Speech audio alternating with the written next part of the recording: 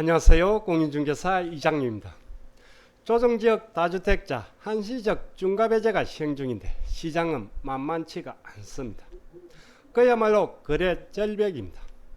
저도 부동산을 하고 있는 현업중개사인데 지금은 가격을 떠나 매수자 자체가 없습니다. 처분은 하고 싶은데 상황이 녹록지가 않습니다. 이때 생각해 볼 수 있는 게 정여 그리고 부담부 정여입니다. 어차피 정여를 한다면 올해까지는 하라고들 하는데 올해 22년 말까지 정여를 해야 하는 그 이유를 한번 보겠습니다. 구독, 좋아요는 필수입니다. 시작하겠습니다. 조정지역 다주택 1년간 한시적 중과배제 지난 5월 10일부터 적용되고 있습니다. 그런데 오히려 시장은 예상치 못한 거래단절, 거래 절벽 상태입니다. 이번 기회에 한두 채 정리하려던 다주택자들 팔고 싶어도 팔리지가 않습니다. 그래서 나온 대안이 정여입니다. 정여나 부담부 정여를 하려면 올해 22년 말까지는 하라고 하는데 그 이유가 뭔지 이번 시간에 한번 보겠습니다. 22년 올해 안에 정여를 해야 하는 이유 4가지 하나씩 정리를 하면서 보겠습니다. 첫 번째는 취득세입니다. 22년 올해까지는 정여 취득세, 취득가액을 공시가로 적용합니다. 그렇지만 23년 정여분부터는 시가로 적용하면서 내년부터는 취득세가 오를 수밖에 없습니다. 지금 현재 적용되고 있는 정여 취득세율입니다. 기본은 3.5%입니다. 그렇지만 조정지역 공시가 3억 이상은 12%의 중과세가 적용입니다. 농특세, 지방교육세까지 해서 12.4%, 13.4%로 취득세만 해도 만만치가 않습니다. 23년 내년부터는 정여 취득세 가세표준을 시가 인정액으로 적용합니다. 올해 22년까지는 공시가 기준입니다. 그렇지만 23년 1월 1일 이후 정여분부터는 시가 인정액, 즉 감정가액이나 유사매매 사례가 등의 시가로 계산을 하게 됩니다. 주택을 정여할 때 정여세는 시가로 적용합니다. 그런데 정여 취득세는 공시가 기준입니다. 그렇지만 23년부터는 정여세든 정여 취득세든 모두 시가로 적용합니다. 사례를 들어 계산을 해보겠습니다. 공시가 7억입니다. 시가는 10억입니다. 조정지역 2주택자로 아들에게 정여합니다. 22년 올해 정여할 때 그리고 내년 23년 이후에 정여할 때 정여 취득세가 각각 얼마나 나오는지 계산을 해보겠습니다. 취득세율은 올해든 내년이든 변동이 없습니다. 그대로 12% 중과세율이 적용입니다. 가세표준이 22년 올해까지 공시가로 적용입니다. 공시가 7억에 12% 8,400만원입니다. 23년 내년부터는 시가로 적용입니다. 시가 10억에 12% 1억 2천입니다. 공시가 7억, 시가 10억, 조정지역 2주택자 22년 12월 말까지 정여를 한다면 취득세가 23년에 비해 3,600만원이 줄어듭니다. 정여를 생각한다면 22년 말까지 해야 하는 첫 번째 이유입니다. 22년 올해 안에 정여를 해야 하는 두 번째 이유는 조정지역 다주택자 한시적 중과배제 기간입니다. 특히 이 기간에 부담부 정여를 한다면 상당한 절세가 가능합니다. 같은 사례입니다. 공시가 7억, 시가로 10억입니다. 조정지역 2주택자가 아들에게 부담부 정여를 하는 경우입니다. 전세가 6억입니다. 전세가 6억입니다. 전세 6억은 채무가 되겠네요. 그리고 나머지 4억이 정여입니다. 전체 10억 중에서 4억이 정여에 해당입니다. 그리고 전세 10억은 아들에게 채무를 넘기는 즉 유상양도에 해당입니다. 사업 정여에 대해서는 정여세와 정여취득세가 나옵니다. 그리고 전세 6억에 대해서는 양도세를 내야 하고 매매 유상취득세 1%가 부과되겠네요.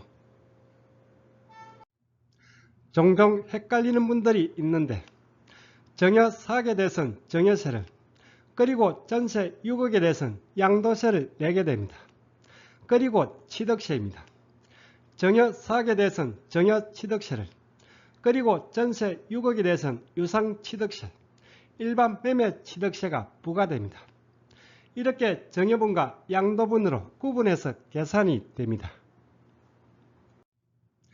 지금 현재 적용되고 있는 정여세율과 정여공제입니다. 간단히 한번 보겠습니다. 1억 이하 10%, 5억 이하 20%, 그리고 10억 이하 30%의 정여세율입니다. 여기에 누진공제가 있습니다. 그리고 정여공제입니다.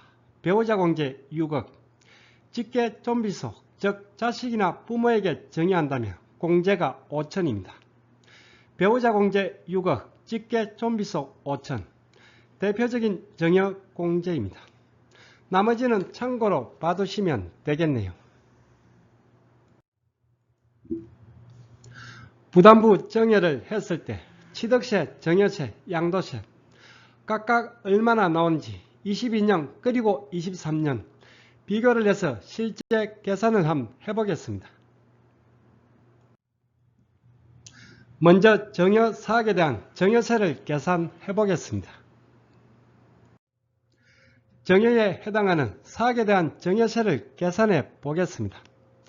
정여가액은 4억입니다. 아들에게 정여 공제가 5천입니다. 정여가액에서 공제를 뺀 3억 5천이 가세 표준입니다. 5억 이하 20% 세율입니다. 7천만 원입니다. 누진공제가 1천만 원입니다. 4억을 아들에게 정여할 때 정여세가 6천만 원이 나오네요.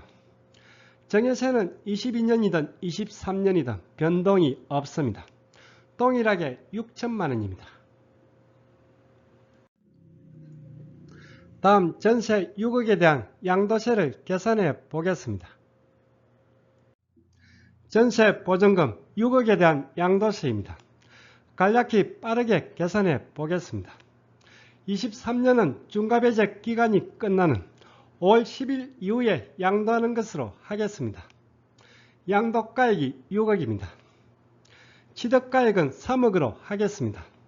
필요경비는 따로 없는 것으로 하겠습니다. 장기보유 특별공제입니다. 5년 보유한 것으로 하겠습니다. 22년은 5년 10% 3천만 원입니다. 그렇지만 23년은 2주택 중과세로 장특공은 해당이 없습니다. 기본공제 각각 250입니다. 22년은 일반세율 38%에 해당입니다. 그렇지만 23년은 2주택 중과세 58%가 적용입니다. 누진공제는 동일하게 1940만 원입니다. 이렇게 해서 양도세가 22년은 8225만 원, 23년은 1억 5315만 원이 나옵니다. 전세 6억에 대한 양도세 22년 올해 안에 부담부 정여를 한다면 6억에 대한 양도세 8225만 원, 그리고 23년 5월 10일 이후에 한다면 1억 5315만 원, 차액이 7090만 원이 나오네요. 그리고 대상주택이 일시적 주택에 해당한다면 이 경우는 나올 양도세가 없겠네요. 일시적 주택에 해당되시는 분 중에 요즘같이 매매가 어렵다면 부담부 정여도 생각을 해봐야겠네요. 다음은 정여 사억에 대한 정여취득세 그리고 전세 6억에 대한 유상취득세를 계산해 보겠습니다. 먼저 전세 6억에 대한 취득세입니다. 일반 주택의 유상취득세입니다. 1주택 기본세율 1% 각각 600만 원입니다. 다음 사억에 대한 정여취득세입니다. 정여가액 4억입니다. 22년은 공시가로 적용입니다. 70%로 해서 공시가 2억 8천으로 하겠습니다. 23년은 시가 그대로 4억입니다. 여기서 12%의 취득세율입니다. 22년은 3,360만원, 그리고 23년은 4,800만원이 나옵니다. 취득세 합계입니다. 22년 올해 말까지 부담부 정액을 하는 경우입니다. 전세 6억에 대한 취득세 600만원, 정액 4억에 대한 취득세 3,360만원, 취득세 합계가 3,960만원입니다. 그리고 23년 이후에 부담부 정액하는 경우입니다. 전세 6억에 대한 취득세 600만원, 정액 4억에 대한 취득세 4,800만원, 취득세 합계가 5,400만원입니다. 차액이 1,440만원이 나옵니다. 정여세, 양도세, 그리고 취득세 한 번에 정리를 해 보겠습니다. 공시가 7억, 시가로 10억입니다. 조정지역 2주택자로 6억 전세 낀 주택을 아들에게 부담부로 정의할 때 들어가는 총 비용입니다. 정여세, 양도세, 그리고 취득세 22년 12월 말 이전에 한다면 1억 8,185만원입니다. 그리고 23년 이후에 한다면 2억 6,715만원이 나옵니다. 차액이 8,530만원이 되네요. 22년 올해 안에 정액을 해야 하는 이유 세 번째입니다. 양도세 2월 가세 기간이 5년에서 10년으로 확대가 됩니다. 양도세 2월 가세입니다. 배우자, 직계 좀비속 등 특수관계자로부터 정여받은 주택을 정여 5년 내 양도를 한다면 정여자의 당초 취득가액을 적용해서 양도세를 계산해야 합니다. 따라서 정여받고 5년이 지나서 양도를 해야 정여 당시의 취득가액으로 양도세가 계산되면서 양도세를 줄일 수가 있습니다. 그런데 이 2월 가세 기간이 5년에서 23년 양도분부터는 10년으로 확대가 됩니다. 내년 23년부터는 정여하고 10년을 기다려야 양도세 절차 효과를 볼 수가 있습니다. 특히 부부간 정여입니다. 배우자 공제가 6억으로 상당합니다. 양도세를 줄이는 효과가 가장 큰 게 부부 정여입니다. 양도세 부담이 된다면 22년 올해 안에 하는 게 유리합니다. 마지막 네 번째는 상생임대입니다. 22년 올해 안에 정여를 한다면 상생임대인 제도를 활용할 수가 있습니다. 정여받은 아들은 조정지역에서 취득한 주택입니다. 따라서 비과세를 받기 위해서는 2년 이상의 거주요건이 필요합니다. 상생임대인 제도를 활용해서 조정지역 비과세 2년 거주요건 해결이 가능합니다. 직전 임대차에선 1년 6개월 이상 임대를 해야 합니다. 그리고 24년 말까지 상생임대차로 계약하고 2년 이상 임대를 해야 합니다. 22년 12월 말까지 정여 또는 부담부 정여로 취득을 합니다. 그리고 정여받은 자식이 임대인으로 임대차 계약을 합니다. 그리고 24년 12월 말까지 임대료 5% 이내로 올려서 기존 임차인과 재계약이든 아니면 새로운 임차인과 신규 계약을 합니다. 그러면 상생임대차가 적용되면서 2년 거주를 안 해도 다음에 양도할 때 비과세가 가능합니다. 즉 올해 안에 정여나 부담부 정여를 한다면 이렇게 상생임대 요건을 맞출 수도 있습니다.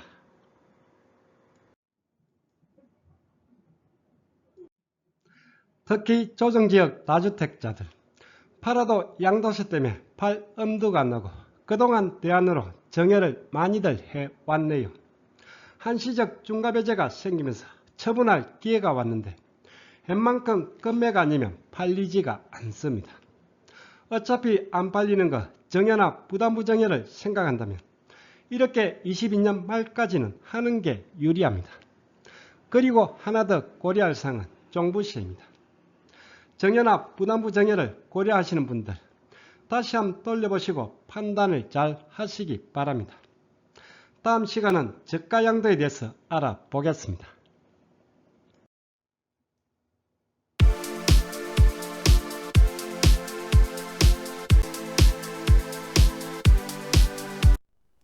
오늘 강의는 여기까지입니다. 다음 시간에 더 유익한 내용으로 찾아뵙겠습니다. 끝까지 보신 분은 구독 그리고 좋아요 부탁드립니다. 감사합니다.